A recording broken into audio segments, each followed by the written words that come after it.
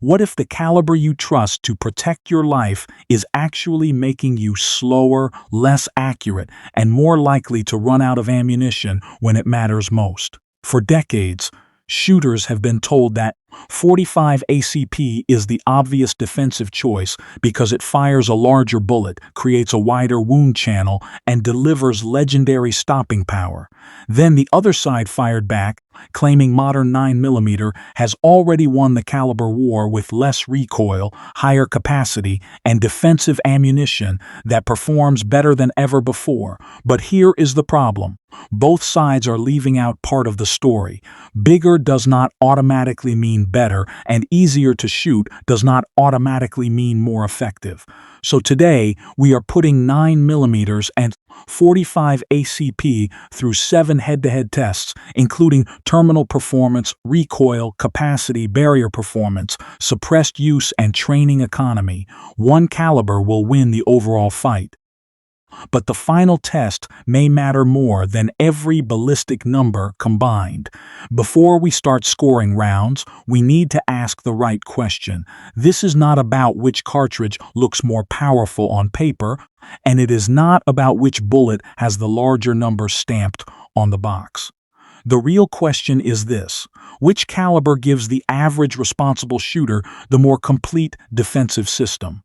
To answer that, we are judging 5 things that actually matter: terminal performance, penetration, shootability, ammunition capacity, and the ability to train consistently. Because no handgun caliber guarantees an instant stop, and no amount of bullet diameter can rescue a shot that misses what matters. A defensive cartridge has to work together with the gun, the shooter, and the ammunition. So before we reveal any results, make your choice right now. If you had to bet your entire decision on one caliber, which would you choose? 9mm or .45 ACP? Lock in your answer, because the first test is where one of the oldest myths in handgun history starts to fall apart. Round 1 begins with the phrase that has probably fueled more caliber arguments than any other. .45 ACP hits harder. It sounds obvious. The bullet is larger, heavier, and carries the reputation of having more stopping power. But what does hits harder actually mean? If a handgun bullet carried enough momentum to physically throw a person backward, the shooter would have to absorb a similar reaction in the opposite direction. That simply is not what happens. Handgun bullets do their work in a much less dramatic way. For defensive handgun ammunition, 2 things matter first: penetration and the permanent wound channel.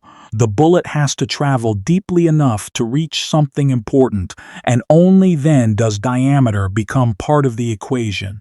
This is where .45 ACP earns a real advantage. If a 9mm and a .45 ACP travel through the exact same location and penetrate to the exact same depth, the larger .45 projectile can create a wider permanent wound path. So round 1 goes to .45 ACP. But here is the problem. The target does not care how wide your bullet is if it misses the structure that actually matters. Score: .45 AC 1, 9mm 0. The advantage is real, but far smaller than the legend suggests, and modern ammunition is about to make that gap even smaller. Round 2 is where this debate stops looking like it did 40 years ago. In the past, the case for .45 ACP was much easier to make. Some older 9mm hollow points expanded inconsistently, especially after passing through heavy clothing. When the cavity clogged, the bullet could behave more like full metal jacket ammunition, giving the larger .45 a clearer advantage. But modern defensive ammunition changed the equation. Loads such as Federal HST and Speer Gold Dot are designed to balance expansion, penetration, weight retention, and performance through common barriers. A proven modern 9mm load can expand well beyond its original diameter while still reaching the commonly referenced penetration range of roughly 12 to 18 inches. Now place an expanded 9mm beside an .5 ACP. Do not ask which one is larger. The .45 still wins that question. Ask something harder. Is the remaining difference large enough to justify all the trade-offs that come with it? For terminal effect, 45 ACP still holds a slight edge, but it is no longer the overwhelming advantage many people remember. The .45 advantage is shrinking, and the next round is where 9mm starts hitting back. Round 3 is where the momentum finally begins to shift, because gel blocks do not shoot back, paper targets do not create stress, and ballistic charts cannot tell you how quickly your sights return to the target.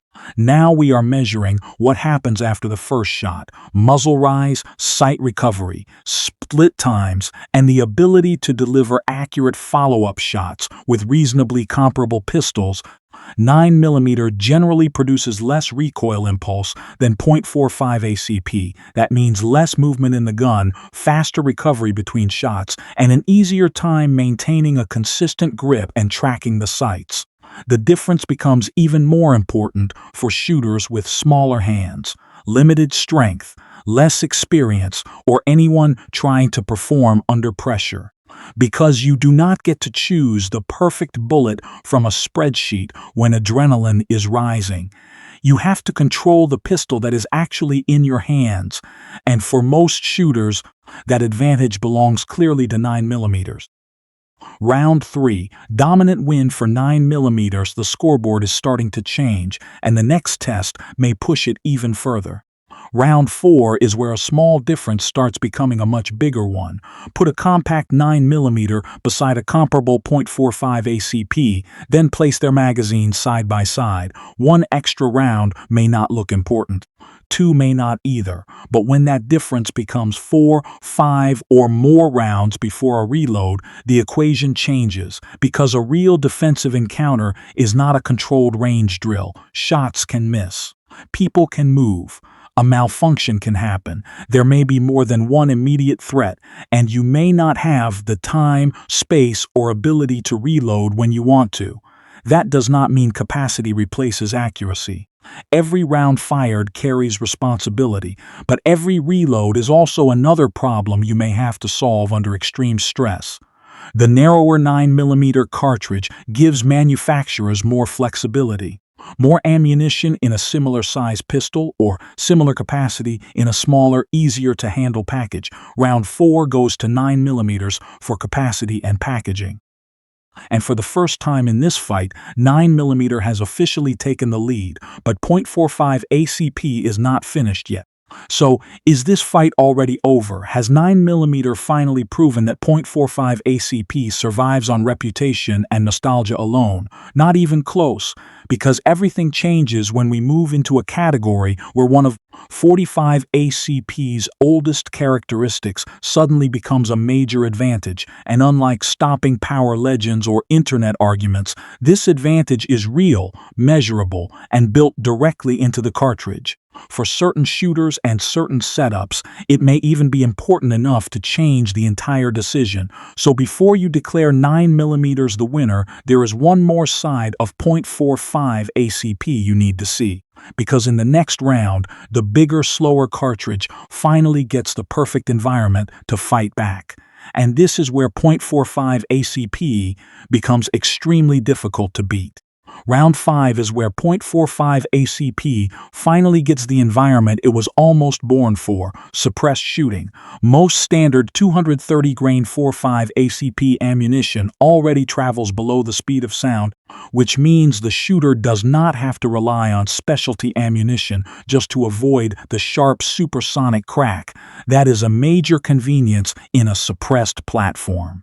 Pistols such as the FNX 45 Tactical take advantage of this naturally subsonic behavior with a threaded barrel, suppressor height sights, and a design built around serious suppressed use.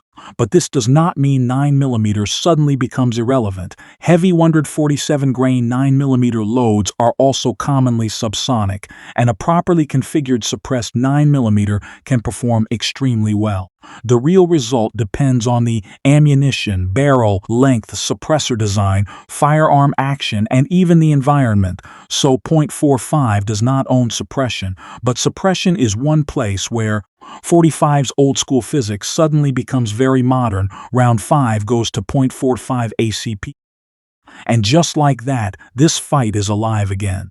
Round 6 attacks another classic caliber myth. The big, heavy .45 punches through barriers. The smaller 9mm gets stopped sometimes, and sometimes the exact opposite happens. Once a bullet hits glass, sheet metal, or another intermediate barrier, caliber alone stops telling the whole story. Bullet construction can matter even more. A poorly designed .45 hollow point may clog, deform unpredictably, or lose too much performance after impact. Meanwhile, a well-designed bonded 9mm bullet may retain more of its weight and continue penetrating effectively. Automotive glass is especially difficult. It can change a bullet's shape, reduce expansion, alter penetration, and even deflect its path. Impact angle, velocity, projectile design, and the exact barrier can all change the result. That is why judging ammunition by the caliber stamped on the case is not enough. Stop buying calibers. Start evaluating loads. In this round, neither cartridge earns a clean victory. Barrier performance. Draw. And now we reach the test that sounds almost boring, but may decide the entire fight. Round 7 is the test nobody wants to put on a thumbnail: ammunition price. It sounds boring, but this may be the category that matters more than almost everything we have tested so far. A defensive handgun is only as useful as your ability to run it well.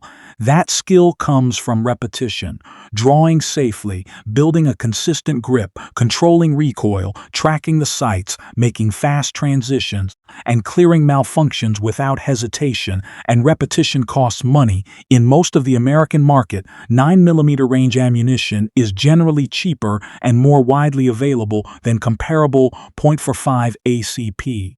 Over a few boxes, the difference may not feel important. Over hundreds or thousands of rounds, it becomes substantial. With the same annual training budget, a 9mm shooter can usually practice more often, fire more rounds, and build more repeatable skills. The caliber you can afford to master may be more valuable than the caliber you can barely afford to practice. Round 7 goes to 9mm. But before we declare a winner, there is one factor no ballistic chart can measure. Now for the bonus test, the human factor. Ballistic charts do not know the size of your hands, your recoil tolerance, how often you train, or how you actually carry your pistol. Imagine shooter A he handles. 45 ACP confidently, prefers a full-size handgun, trains regularly, and can deliver fast, accurate follow-up shots. For him, .45 may be an excellent choice. Now imagine shooter B, smaller hands, more recoil sensitivity, concealed carry priorities, and a limited training budget. For that shooter, 9mm may make far more sense. So no, the same caliber is not automatically the best choice for everyone. Ask yourself 3 questions. Which one can you shoot faster and more accurately? Which one can you afford to train with consistently? And does the pistol actually fit the way you carry and use it? Those answers matter more than caliber loyalty, because now we can finally look at the scoreboard and decide what better really means. Now put every round on the scoreboard. .45 ACP takes the advantage in permanent wound potential and earns another win for its natural convenience in suppressed platforms. 9mm answers with better recoil control, greater capacity, more efficient pistol packaging, and a major advantage in training economy. Barrier performance remains a draw because the specific bullet often matters more than the caliber stamped on the case. If we judge this fight by points alone, the winner seems almost impossible to miss. But that would make one final mistake, because a scoreboard can tell us which cartridge wins more categories. It cannot tell us whether those categories matter equally for every shooter. Before we declare the final winner, we need to answer a much more important question. What does better actually mean? Here is the final twist. The better caliber on paper is not always the better caliber for you. For most shooters, 9mm wins the overall system comparison, but not because .45 ACP is obsolete, and not because 9mm somehow became identical to .45 in terminal effect. The real advantage is balance. Modern defensive 9mm ammunition can deliver adequate penetration and useful expansion, while the cartridge also brings less recoil, greater magazine capacity, more compact pistol options, and lower training cost. None of those advantages looks overwhelming by itself. Together, they become much more important. That is the difference between winning one ballistic category and building a better defensive system. So the question is no longer, which bullet is more powerful? It is, which platform gives you the best chance to shoot accurately, recover quickly, carry enough ammunition, and train often enough to stay competent? And for most people, that answer is starting to point in one direction. So who actually wins? For most shooters, the answer is 9mm. It offers the better overall balance of controllability, capacity, pistol size, training cost, and modern defensive performance. But that does not make .45 ACP obsolete for the right shooter. .45 ACP is still absolutely relevant. If you control it well, accept the lower capacity, train consistently, or place real value on suppressed performance, it remains a capable defensive cartridge. And that brings us to the real conclusion. 9mm did not win because .45 became weak. 9mm won because modern ammunition removed much of its old disadvantage, while physics never removed. .45 ACP's penalties in recoil, size, and capacity. For most people, 9mm is the more complete system, but the best caliber is still the one you can actually control, carry, and train with consistently. So if you could choose only one handgun to carry for the next 10 years, what would it be? Would you take 9mm for the easier control, higher capacity, smaller platforms, and cheaper training? Or would you still choose .45 ACP for the larger projectile and its natural advantage in suppressed use? Do not just comment the caliber, tell me why you would trust it. Because that reason matters more than loyalty to a number stamped on a cartridge case. And in the next comparison, we are removing caliber loyalty completely. Instead of asking whether 9mm or .45 is better, we are testing something that may matter even more: the actual defensive load inside the gun, federal-aged, spear gold dot, critical duty, and more. That fight may change the entire way you choose defensive ammunition.